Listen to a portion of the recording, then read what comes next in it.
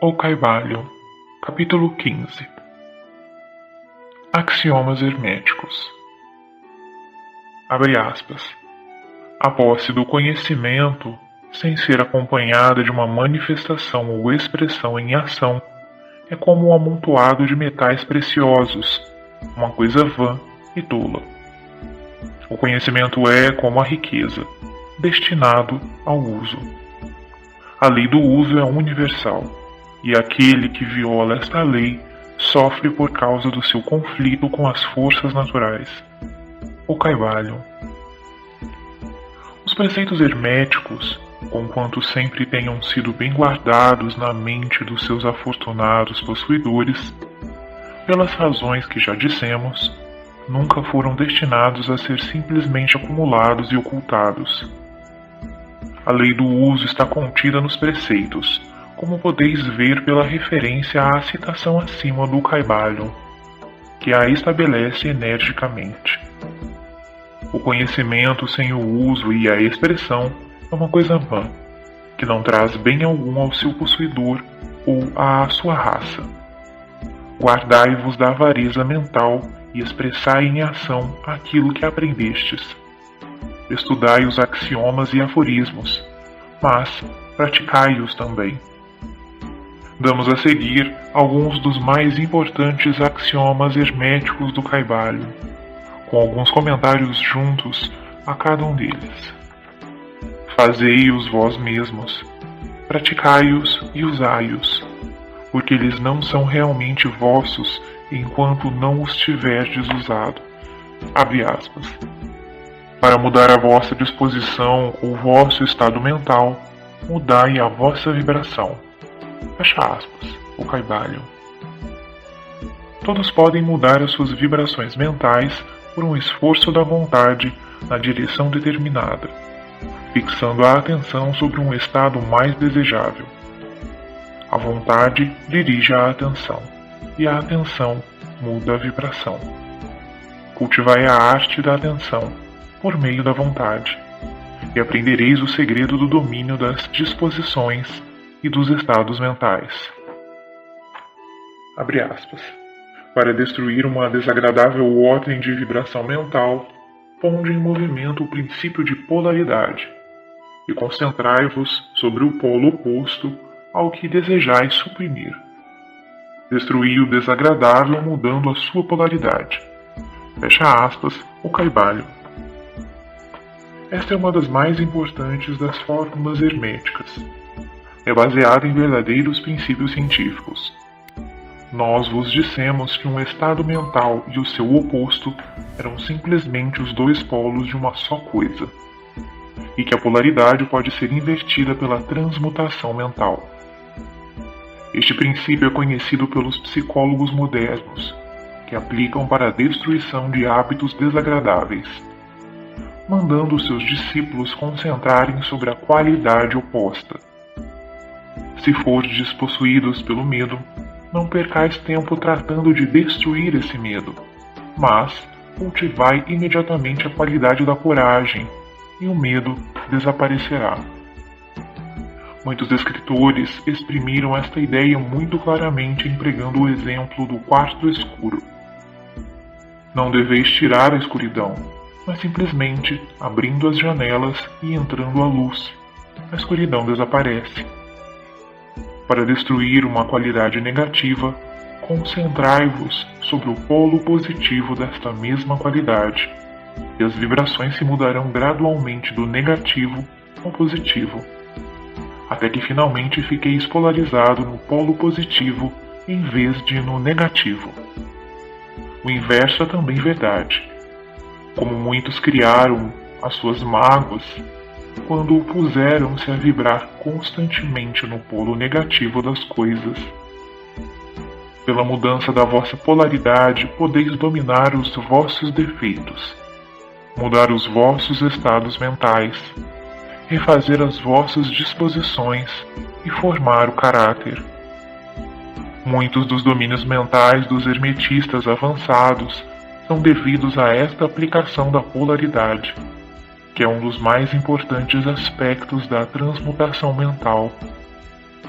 lembrai-vos do axioma hermético, citado previamente, que diz, abre aspas, a mente, também como os metais e elementos, pode ser transmutada de estado em estado, de grau em grau, de condição em condição, de polo em polo, de vibração em vibração.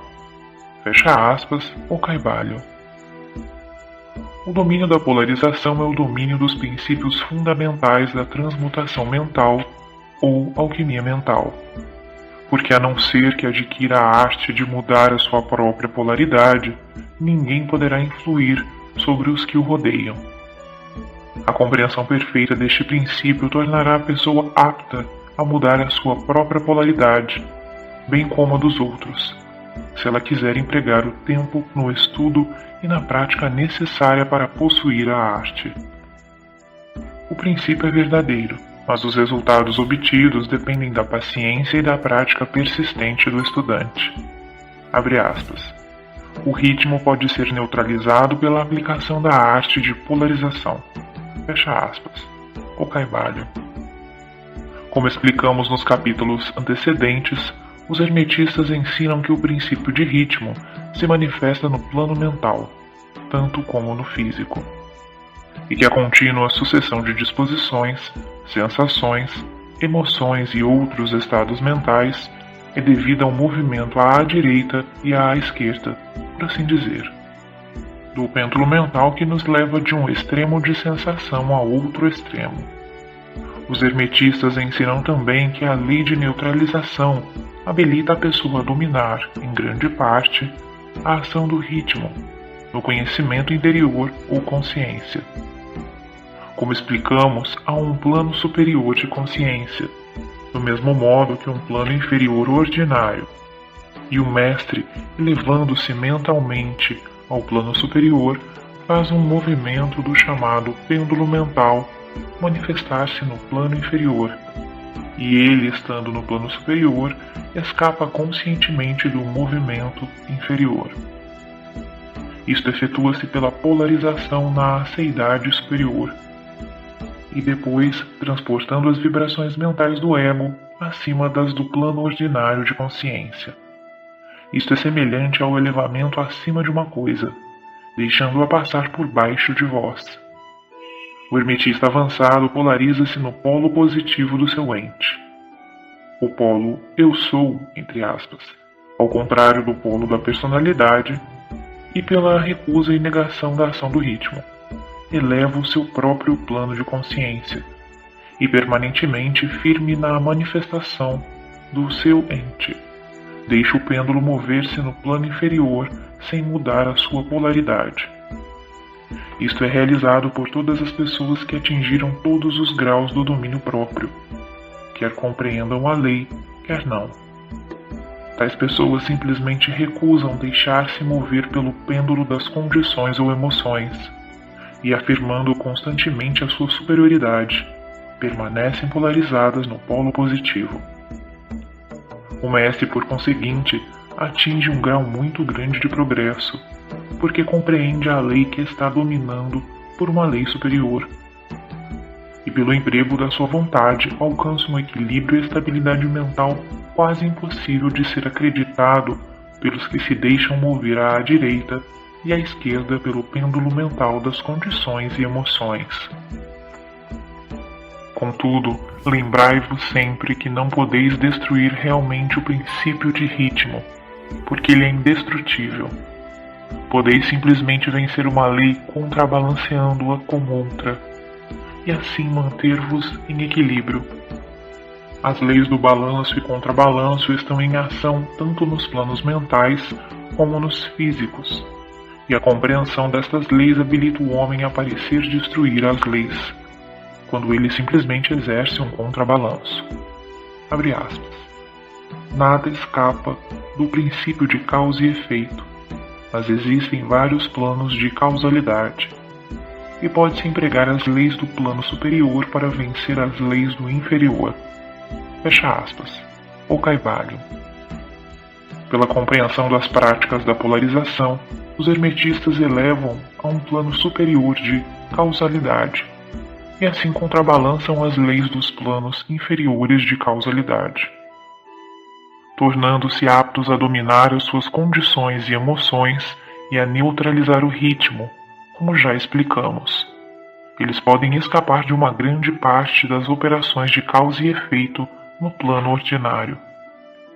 As massas populares são impulsionadas, obedientes aos seus guias, às vontades e desejos dos outros mais fortes que elas, aos efeitos das tendências hereditárias, às sugestões dos que as rodeiam e às outras coisas exteriores que tendem a movê-las no tabuleiro de xadrez da vida como simples peões.